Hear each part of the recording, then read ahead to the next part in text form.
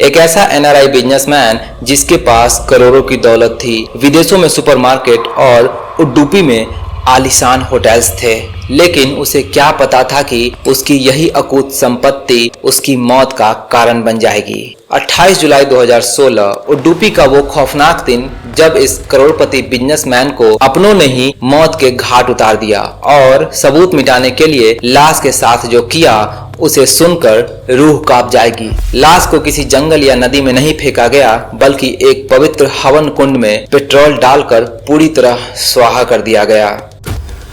Let's go to talk about this Bhaskar Shetty murder case. इस दिल दहला देने वाली साजिश के पीछे कोई जानी दुश्मन नहीं, बल्कि खुद उसकी सगी पत्नी, उसका इकलौता बेटा और घर का एक तांत्रिक पुजारी था। एक ऐसा मर्डर मिस्ट्री जहां पुलिस को कोई लाश नहीं मिली, लेकिन फिर भी मां के एक अटूट विश्वास और सिर्फ चंद हड्डियों के टुकड़ों ने हत्यारों को सलाखे के पीछे पहुंचा दिया। अपनों ने ही क्यों रची थी ये खून की साजिश? कैसे पुलिस ने बिना लाश के इस केस को सुलझाया? और आज साल 2026 में क्या इस केस के आरोपी जेल में है या बाहर है? जानने के लिए वीडियो को अंत तक जरूर देखिए। अगर आप इस चैनल पर नए हैं तो please do subscribe my channel. इतिहास गवाह है कि कई बार सबसे बड़ी त्रासदी बाहर से नहीं बल्कि अपने घर के भीतर ही जन्म लेती है। भास्कर शेट्टी के साथ भी कुछ ऐसा ही हुआ था।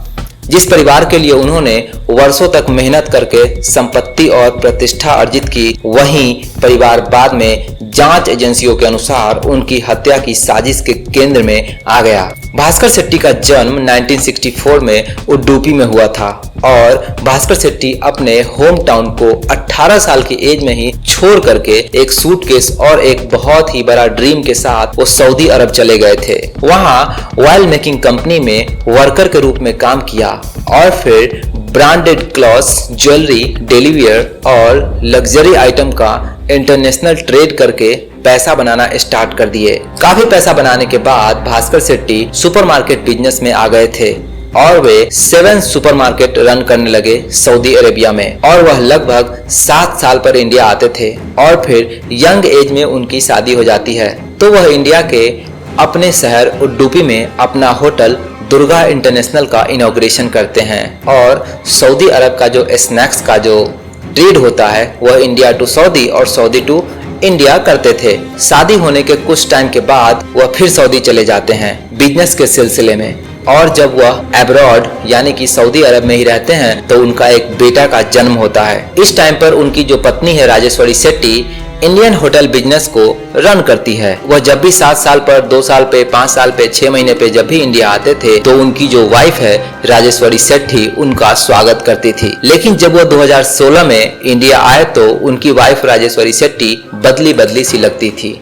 फिर भी भास्कर शेट्टी अपनी पत्नी से बहुत ही ज्यादा प्यार करते थे, इसलिए वह चीजों को इग्नोर करके चलते थे। Let's go to talk about before 2016 जब भास्कर शेट्टी सऊदी अरब में रहते हैं। उसी बीच में इंडिया में उनकी पत्नी एक अलग खिचड़ी पका रही होती है। यहाँ पे राजेश्वरी शेट्टी और भास्कर शेट्टी का जो बेटा था वह बचपन से हमेशा बीमार रहता था, उसकी तबीयत ठीक नहीं हो पा रही थी। तो राजेश्वरी पूरे इंडिया के डॉक्टर्स ट्राई करने के बाद उन्हें लगा कि शायद पूजा पाठ के रिचुअल करने से उनका बेटा नवनीत शेट्टी ठीक हो जाएगा। इस वजह से राजेश्वरी अपने बेटे नवनीत शेट्टी को लेकर के ज्योतिष निरंजन भट्ट के संपर्क में जाने लगती है।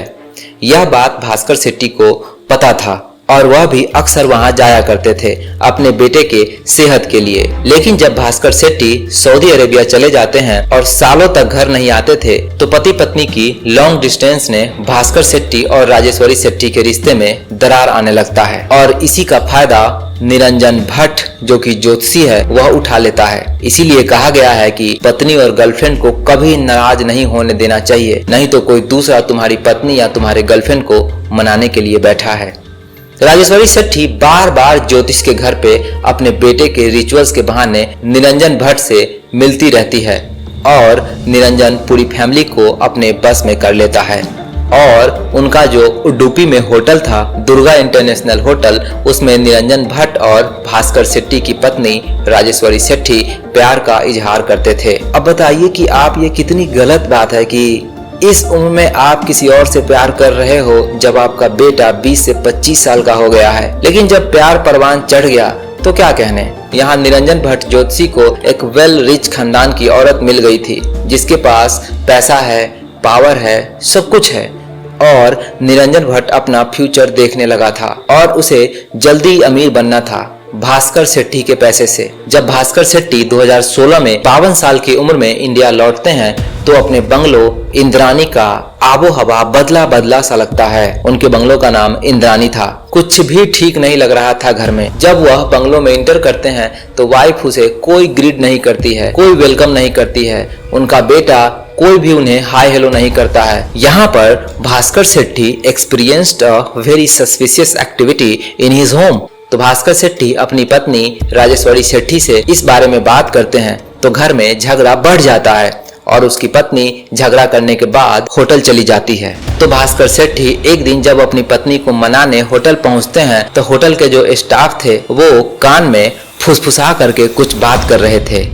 वह किसी और के बारे में बात नहीं कर रहे थे। होटल स्टाफ भास्कर सेठी की वाइफ का अफेयर निरंजन भट्ट ज्योतिषी से था, इस बारे में वो बात कर रहे थे।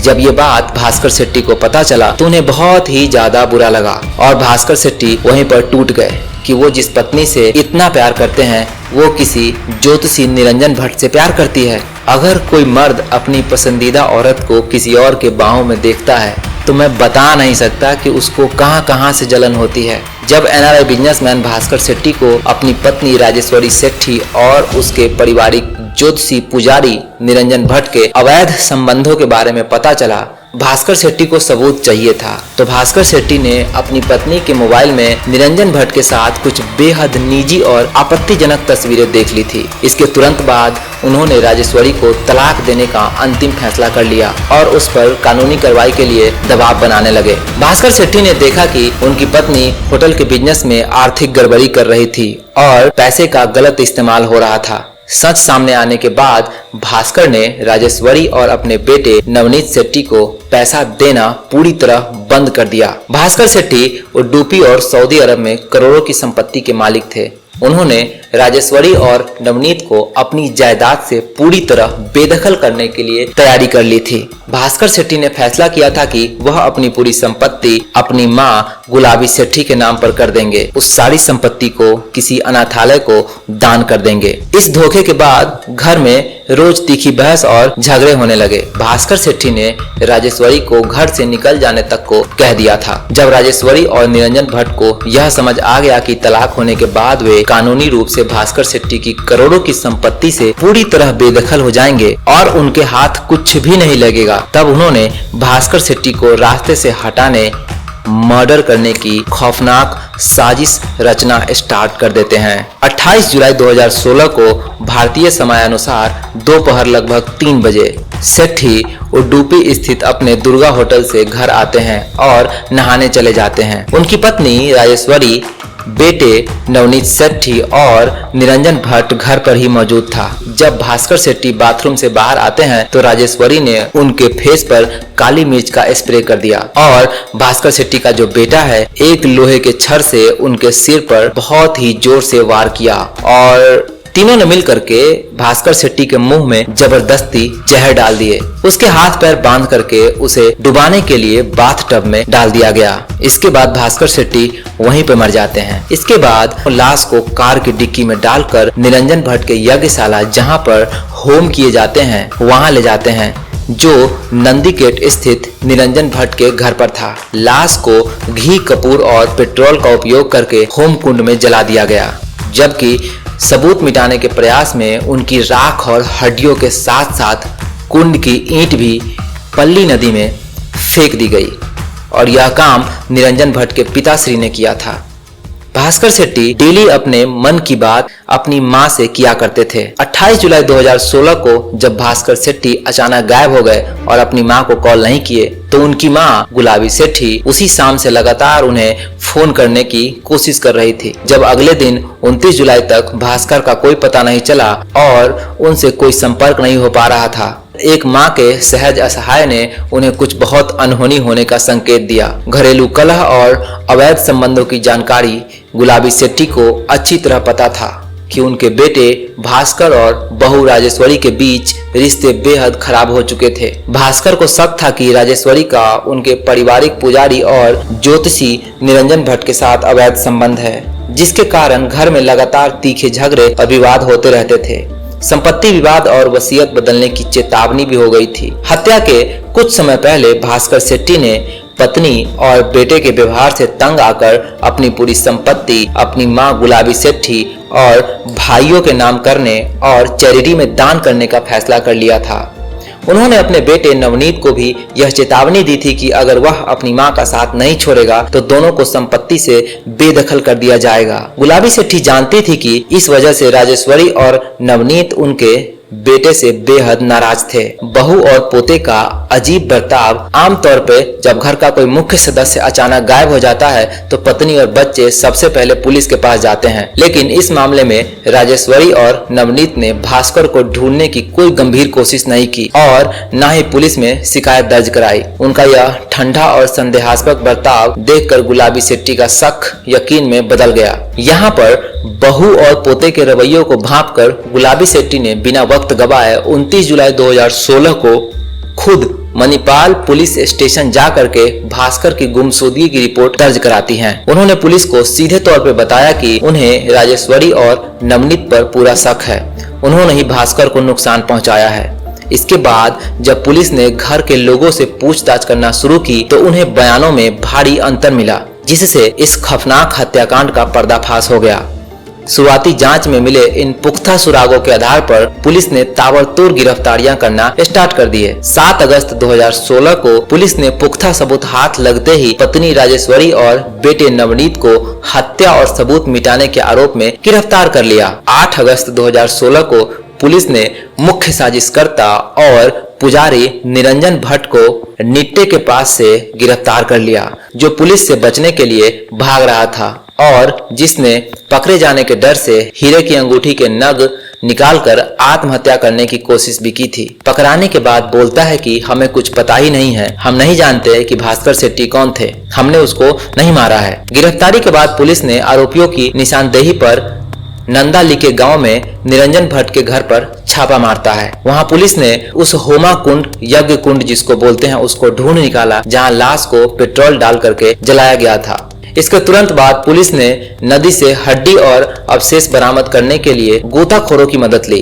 इस केस में शुरुआती जांच में मणिपाल पुलिस के तत्कालीन इंस्पेक्टर पर ढिलाई बरतने के आरोप भी लगे थे, जिसके बाद मामले की गंभीरता को देखते हुए कर्नाटक सरकार ने यह case CID criminal investigation department को सौंप दिया था। उडुपी अदालत में 5 आरोपी राजेश्वरी सेठी जो भास्कर शेट्टी की पत्नी थी, नवनीत जो उनका बेटा था और निरंजन भट्ट जो ज्योतिषी था और श्रीनिवास भट्ट जो निरंजन भट्ट के बाप है और ड्राइवर राघवेंद्र, सबके खिलाफ 1300 पन्ने का आरोप पत्र दायर की गई।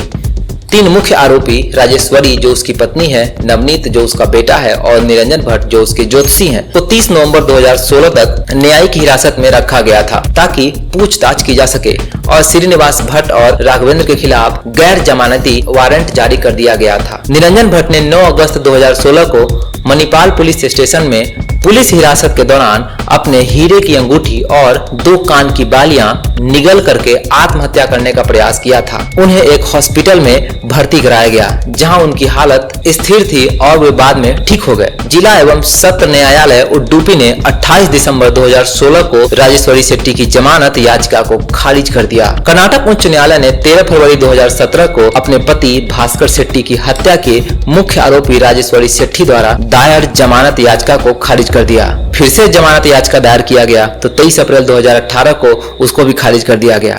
23 अप्रैल 2018 को राजेश्वरी शेट्टी को जमानत मिल जाता है। जिला अदालत ने भास्कर शेट्टी हत्याकांड के आरोपी निरंजन भट्ट को अंतरिम जमानत दे दी है ताकि वह 24 जून 2020 को अपने पिता का अंतिम संस्कार कर सके। जमानत इस शर्त पर दी गई थी कि वह 5 लाख रुपए का बांड भरेगा और 7 जुलाई या उससे पहले अदालत के समक्ष आत्मसमर्पण करेगा। भास्कर शेट्टी हत्याकांड के अंतिम फैसला 29 मई 2021 को आया। 12 सितंबर 2017 को 2 मुख्य आरोपी नवनीत शेट्टी, निरंजन भट्ट पर मंगलुरु जिला के जेल के अंदर बी ब्लॉक में 10 कैदियों ने हमला कर दिया था। दोनों को इलाज के दौरान वेनलॉक जिला अस्पताल में भर्ती कराया गया। जून 2021 में उडुपी की जिला एवं सत्र न्यायालय ने राजेश्वरी सेठी, उनके बेटे नवनीत सेठी और ज्योतिषी निरंजन भट्ट को आजीवन कारावास की सजा सुनाई थी। इस फैसले के खिलाफ राजेश्वरी सेठी ने कर्नाटक उच्च न्यायालय हाई कोर्ट में अपील दायर की। दिसंबर 2021 में कर्नाटक हाई कोर्ट ने राजेश्वरी सेठी की जमानत मंजूरी कर दी थी, मतलब पैसा फेंका गया था। तब से वह जेल से बाहर है। सोचो, एक औरत जो अपने पति की मर्डर की है, हमारा कानून कितना सॉफ्ट है, उसको बाहर कर दिया, जबकि उनका बेटा नवनीत सेठी और निरंजन भट्ट जेल में ही बंद है। अगस्त 2022 में सुप्रीम कोर्ट ने हाई कोर्ट द्वारा भास्कर सेठी की मां गुलाबी सेठी ने अपने बेटे की निर्मम हत्या के बाद पूरी ताकत से कानूनी लड़ाई लड़ी। वह इस केस के मुख्य शिकायतकर्ता थी। कोर्ट में जब आरोपियों ने दावा किया कि भास्कर सेठी जिंदा है, तब गुलाबी सेठी ने ही अपना डीएनए सैंपल दिया था। नदी से मिले उस हड्डियों के अवशेष का डीएनए गुलाबी सेठी से मैच हुआ, जिससे वैज्ञानिक रूप से साबित हुआ कि भास्कर सेठी की मृत्यु हो चुकी है और कोर्ट ने आरोपियों को सजा सुनाई। कानूनी तौर पर दोषियों को उम्र कैद की सजा दिलवा करके उन्हें अपनी जिम्मेदारी पूरी की। वृद्धावस्था और इस भयानक पारिवारिक त्रासदी के गहरे सदमे के बाद अब वह उडुपी में अपने बाकी परिवार और बेटों के साथ निजी जीवन जी रही है और मीडिया की सुर्खियों से दूर है। अब बताओ, इसमें मैं किसको गाली दूं?